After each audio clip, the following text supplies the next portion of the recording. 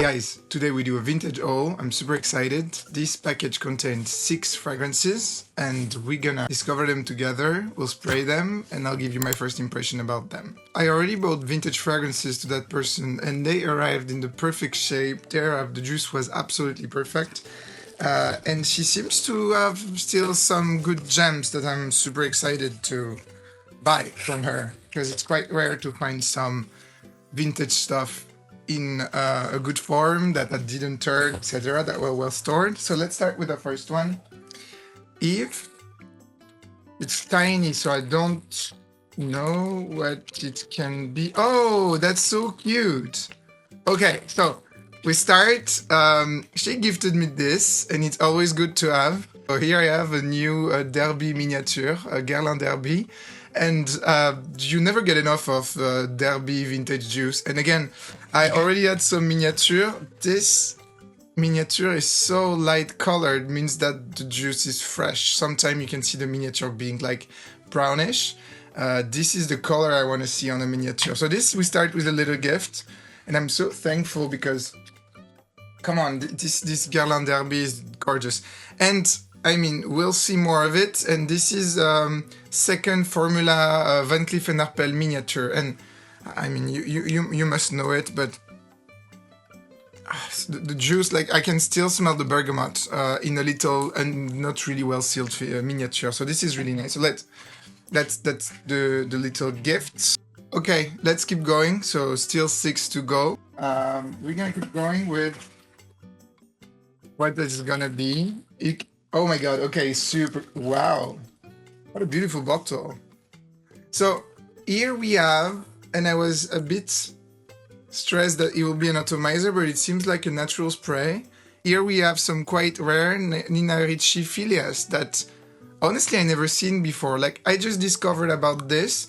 I know this has a link with Yatagan, it has links maybe with George Jules from the 80s. And I was really curious to put my nose on it, and the price was actually okay. So let's try together Philéas. We're gonna have a little atomizer problem that maybe I'll succeed in reactivate, but maybe I'll have we'll succeed in making it work. But yeah, from the get-go, I can definitely understand the link between this and Yatagan, but it's a lot fresher. It's a lot more generous. There is something more citrusy. Yatagan is so spicy, so dry, and I think Philéas is gonna be an interesting wear, and I think I hopefully will make the atomizer work. I mean, it's a really old bottle, but with a bit of luck, I'll be able to not have to decant the juice. But the future will tell us if I succeed in making the bottle function. But again, I buy it for the juice. The juice is absolutely gorgeous. So first one was Philéas. We have technically 4 more to go. But let's see what that keeps as surprise for me. The second one I'm about. Oh yeah. I mean, you knew me. No surprises. I have the little mini to smell it. I'm stuffed for life now. I have 5 bottles of the first and the second formulation of Van Cleef Arpels Pour Homme. It's an absolute. Here, there is the second one. It's an absolute beauty. They're full. They're weighted. I know the juice is super nice. So there you have 2 beautiful bottles. You already saw 2 other in the last video, and I already have one of this exact batch. So now we are stuffed for life of Van Cleef Arpels Pour Homme, and I'm actually super happy that I will never run out of this juice because it's wonderful. Let's keep going. I think this one is something that I was really interested in ever smelling again, because I didn't like it, honestly. I'm gonna finally be able to tell you if I do like Léonard Pour Homme, which is one of the more fantastic vintage leather chypre that you can find in the market, and that I honestly never liked. So yeah, I'll be able to, I'll tell you right now, or I'm gonna sell it. I mean, the price was okay, so I'll be fine with selling it. And here you have the sprayer. Works like a charm. I know by seeing the longer batch code and also the 88 volume in front that this must be a earlier type of batch. And again, okay, yeah, they're definitely different than the one I have. The one I have is more oily, and they straight up 80s. I'll put them together as family. I also put Dior Jules as in the same family. And as you can see, they actually use the same brown glass. So I could say that they want to suggest they're from the same group.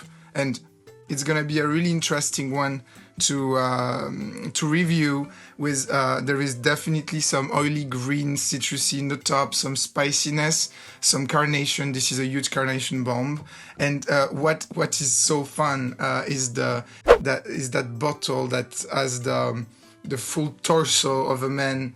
I think this bottle and this font is absolutely iconic, and I'm so happy to finally have a proper bottle of Léonard to know if I will declutter or not. But that will give me the answer. Sadly, it's gonna be two more. I'm backupping a few Azzaro Pour Homme, and those are the earliest Azzaro Pour Homme. It's fun. So now I actually know where she got the stock from. Some people are lucky as fuck and get not gifted, but they literally get the heritage of vintage fragrance, and they don't know on how much money they're actually sitting on. And so why I was interested with this one is these are perfectly stored mini cute 30 ml bottles of the earliest Azzaro Pour Homme, was written Parfum Loris Azzaro S.A. Paris, which is absolutely the first version you could have of Loris Azzaro, and I love that juice so much. I don't really want to pre-spray a bottle, but come on, come to me. Allez. Yeah, I mean, it's absolutely gorgeous.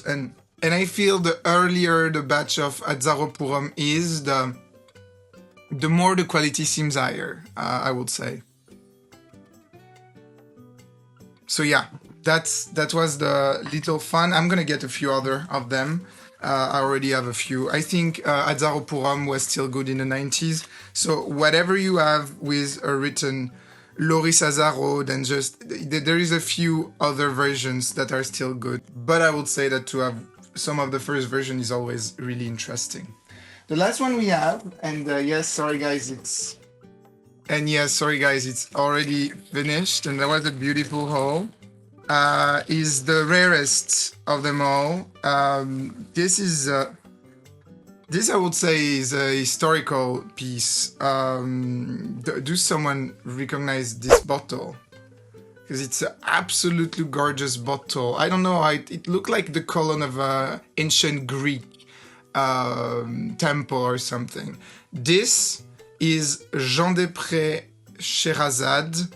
I think it's a cologne. I think it's an eau de cologne, but I'm not sure with that information. I'll have to double check. But just to know that I'll be able to experience any Sherazade at a great price, because also I didn't pay like 400 to have a Sherazade. I wouldn't have, because I'm not rich enough for doing that, but this makes me actually really happy. So I have no clue on what smells Sherazade. I assume it will have something linked with the Jean Desprez creation, but now let's see. It's absolutely not what I was expecting. I think there is some sharp citruses that maybe it's because Sherazade was never high quality, maybe it's because, I don't know, they fainted a bit, but the juice overall seems really, really well kept. But what I have with Sherazade is kind of a candied incense and rose, which it's quite appealing, but it's weird because the first thing I would say that Sherazade connect with in my mind is a bit in the opening of the structure of Stairway to Heaven, which is, fruity musk and ethyl maltol. So, and I guess Sherazade in that incensey facet has a bit of the burnt ethyl maltol. Yeah, anytime with this one I can perceive something powdery in the background.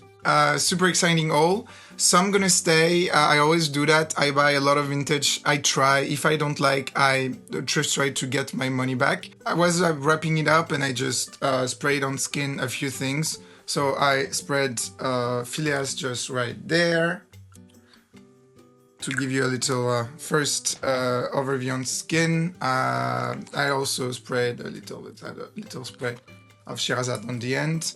And I also added a spray of Léonard on this. So you see where I spread it. And I was about to give you a little take of it because, I don't know.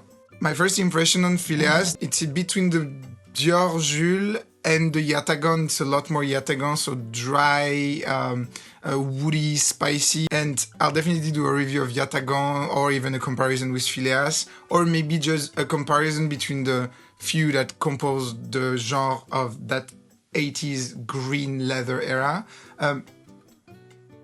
I definitely can put Léonard in the same range because it's still super green. What is interesting in Léonard is that carrot, not seed. There is kind of like powdery but real carrot note that give kind of as a citrus a certain type of freshness to the green mix. The leather note of Léonard is absolutely beautiful, but it's really vintagey. I think you could have more fun wearing Philéas today rather than Léonard. If you're a normal classical wearer, it still smells a bit like old man scents, but Philéas is so much easier than Yatagan.